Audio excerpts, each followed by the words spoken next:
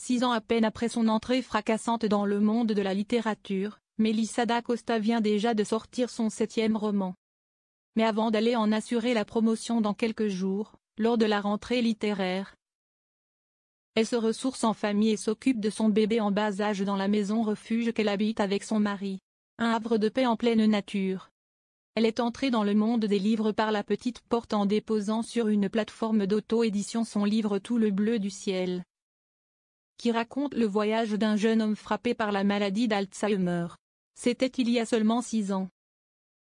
Pour la romancière Melissa da Costa, cela doit sembler une éternité tant sa vie a changé depuis. Cette année, devant les Musso, Dicker ou Lévy, elle est tout simplement l'auteure la plus lue de France.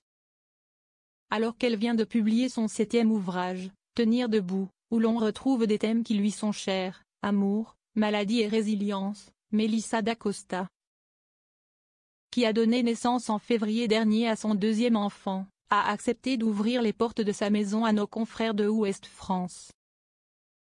Celle qui a grandi près de Mâcon, en Saône-et-Loire, a désormais posé ses valises en région parisienne, mais dans un lieu préservé, loin du tumulte. Siesti en effet dans la célèbre vallée de Chevreuse, au sud de la capitale, que réside Melissa da Costa, son mari, et leurs 2 enfants.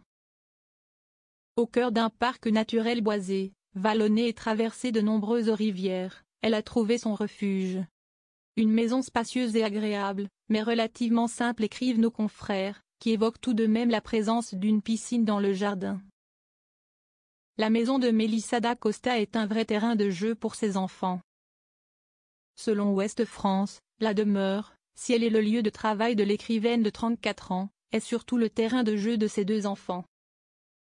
Tapis d'éveil, hamac et beaucoup de jouets, il y a tout ce qu'il faut pour occuper son fils aîné, âgé de 3 ans, tandis que le plus jeune, un garçon lui aussi, préfère les bras de sa maman. La journaliste qui a eu la chance de visiter la maison en présente la décoration, ou les objets originaux qui l'ornent. Notamment une maquette de van, que les lecteurs de Tout le bleu du ciel reconnaîtraient comme étant celui dans lequel les héros du livre voyagent. Des fleurs séchées, restent des nombreux bouquets qu'elle reçoit, notamment de son éditrice, parsèment aussi les étagères de la maison. Autres originalités, des petits cadres qu'a confectionné sa belle-mère pour mettre en lumière les couvertures des livres désormais célèbres de Melissa. Près de la cheminée, écrivent nos confrères, repose un gros tas de feuilles. Il s'agit en l'occurrence des épreuves du livre qu'elle vient d'achever et dont son grand-fils se sert comme de papier brouillon. Ces livres, elle les écrit à l'étage de la maison dans un bureau décoré de façon très classique, éclairé par une baie vitrée. On y trouve des photos de ses enfants bien sûr, mais aussi des petits objets souvenirs, comme des galets peints offerts par les lecteurs, comme si Melissa n'était pas encore tout à fait habituée à son statut d'auteur de best-seller. En septembre, elle quittera son refuge pour retrouver ses lecteurs. Elle en convient d'ailleurs dans Ouest France, romancière numéro 1, ce n'est pas ma vie de tous les jours. Je cloisonne ces 2 parts de moi-même. D'un côté, la mère de famille, de l'autre, la romancière dans sa petite bulle. J'ai parfois tendance à oublier que j'écris et que s'y estime mon métier.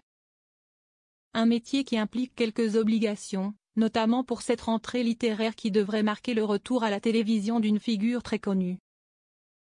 Même si Melissa avoue se sentir bien dans ce petit havre de paix bucolique, ce lieu assez rural où elle se réjouit de connaître tout le monde à l'école primaire. Elle le promet, en septembre, elle sera de retour sur la scène. Comptez sur moi, je vais jouer le jeu, jure-t-elle. J'ai hâte de revoir mes lecteurs et de retourner à l'agitation.